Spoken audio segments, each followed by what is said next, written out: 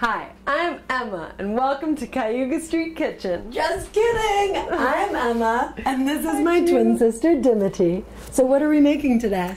We're gonna make a Thai red curry with fresh veggies from the farmer's market.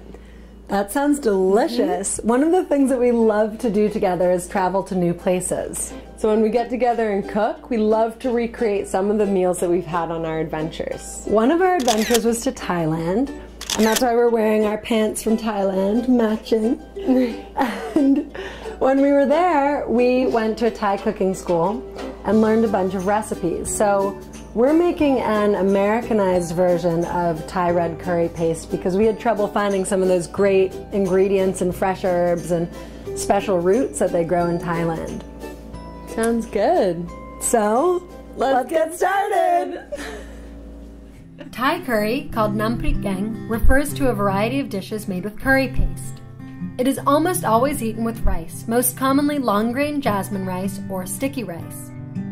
The main ingredients in a curry dish are a combination of spices, coconut milk, seafood or meat, vegetables, and fresh herbs. In fact, Thai curry is packed with fresh herbs, making it a staple in Thai cooking because it's good for your health. This also makes it stand out from Indian and other South Asian curries. Thai curry comes in a rainbow of colors, yellow, red, and green. It ranges in heat and spice depending on the amount and type of chili used. The first thing we're gonna make is the curry paste. You can get curry paste at the store, but it's so much better fresh and it's so easy to make at home.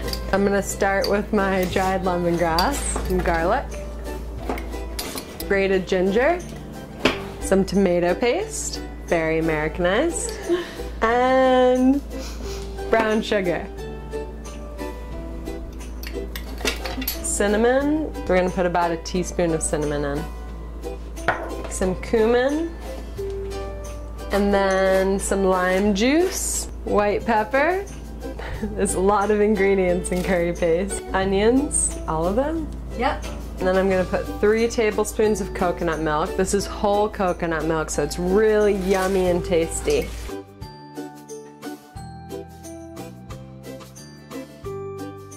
Some red chili flakes. Just about a teaspoon there. That's it. Now we're gonna blend it up.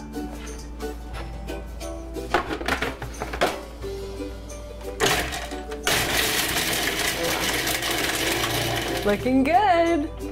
So if you want your paste to be a little bit smoother, you can start with ground spices beforehand. So we're just gonna take this out and put it into the little jar so that you can see what it looks like. Voila. Now that we've made the Thai red curry paste, we're gonna start actually making our dish. So the beauty of a curry is that you can really use whatever vegetables are in season or whatever you have in your refrigerator. I have no idea what this is. No idea. This is a kohlrabi. You've never seen one of these before? No. This is so good. It's a root vegetable that was stored all winter from last fall, and it looks all gnarly. But once we slice off the skin and open it up, it's just this crisp, sort of sweet and refreshing root that you can eat raw or put into something like a curry because it absorbs the flavors. So we'll prepare this. And then we're also using gorgeous red potatoes that we got from a lovely farmer today at the market. We're also going to put some carrots, and you can see the size I've cut the potatoes. And last but not least, we wanted something green because this is not green. The kohlrabi is not green once we take off the skin. This is a variety of mustard greens, broccoli rabe. There's even some kale in here and some spinach. The first step is to put about a tablespoon of coconut oil into a large saucepan. I'm going to turn on the heat to medium and let the coconut oil melt. The coconut oil is warm now, so I'm gonna add the potatoes, carrots, and kohlrabi into my pan. Just stir them up. This helps them start to cook a little bit and also gives it some flavor. And then I'm going to add coconut milk, whole, delicious, creamy coconut milk into the pan.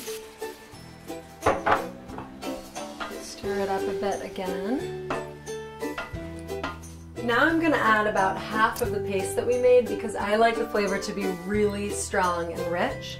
But if you're not that into the curry flavor, back off a little bit. I added all of it. It's so good.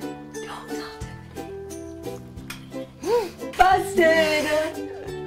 When you're cooking a vegetable dish, you always want to start with the vegetables that are the hardest because they take the longest to cook.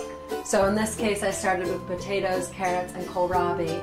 And I'm going to let them simmer for about 15 to 20 minutes until the potatoes are fork tender, which means when I stick my fork in the potatoes, they fall apart.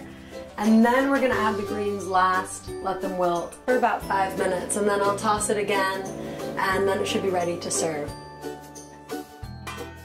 It's been a couple minutes, so I'm just gonna check the greens, and you can see they've already reduced by about 1/3 in size. At this point, you can put a sprinkle of salt in.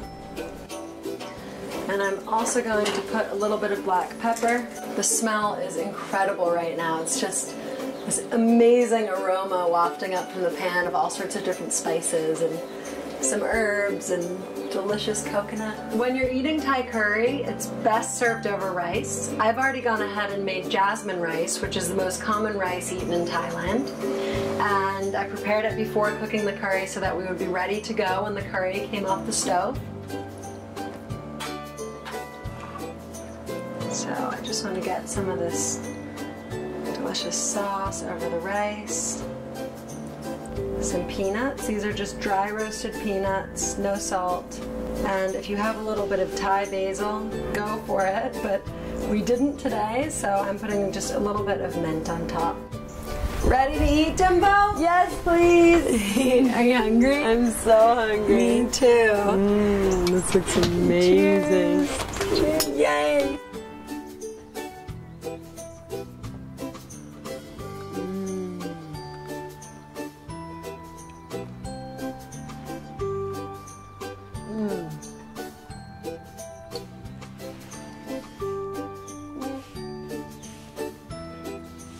Till next time.